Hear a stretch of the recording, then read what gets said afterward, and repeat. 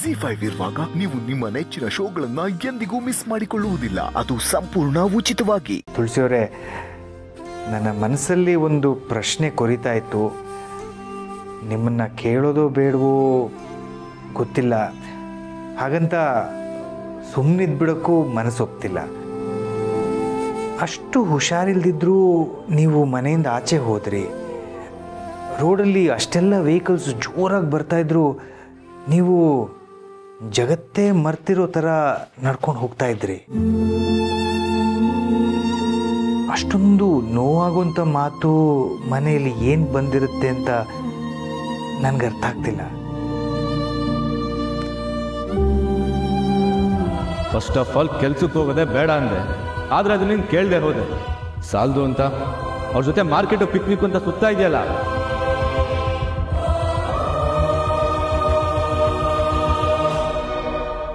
ದಯವಿಟ್ಟು ಕ್ಷಮಿಸಿ ತುಳಸಿಯವರೇ. ನಿಮಗೆ ನೋವು ಕೊಡೋ ಮಾತು ಅಂದರೆ ಅದು ಆಡೋದೇ ಬೇಡ. ನೀವು ಸಡನ್ನಾಗಿ ಹೊರಟು ಇಷ್ಟೆಲ್ಲ ಆಯ್ತಲ್ಲ, ಆ ಆತಂಕದಿಂದ ಕೇಳಿದೆ ಅಷ್ಟೇ. ಕ್ಷಮಿಸಿ ಮಾಧವ್ ಅವರೇ.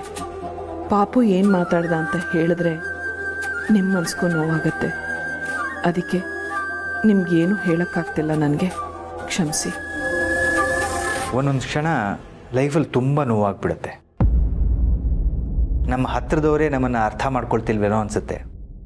ಆಗ ಒಂಟಿಯಾಗಿ ಇದ್ದು ಬಿಡಬೇಕು ಅನಿಸುತ್ತೆ ಅಲ್ವಾ? ನನಗೂ ತುಂಬ ಸಲ ಹೀಗೆ ಆಗುತ್ತೆ. ಆಗ ನಾನೇನು ಮಾಡ್ತೀನಿ ಗೊತ್ತಾ?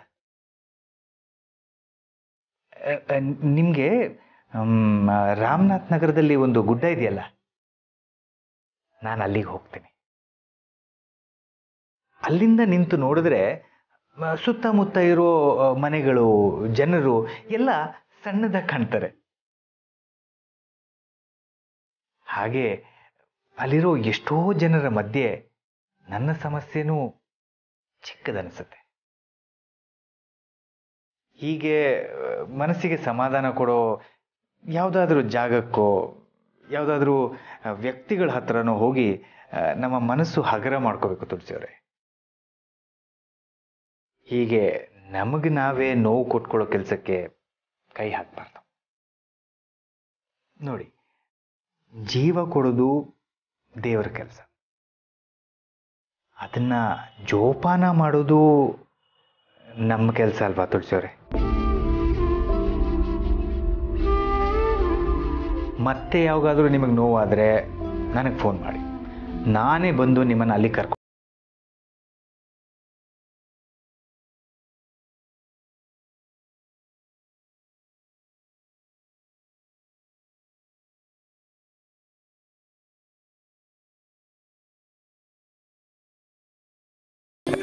ನೀವು ರೆಸ್ಟ್ ಮಾಡಿ, ಏನೇ ಇದ್ದರೂ ಫೋನ್ ಮಾಡಿ, ಬರ್ತೀನಿ.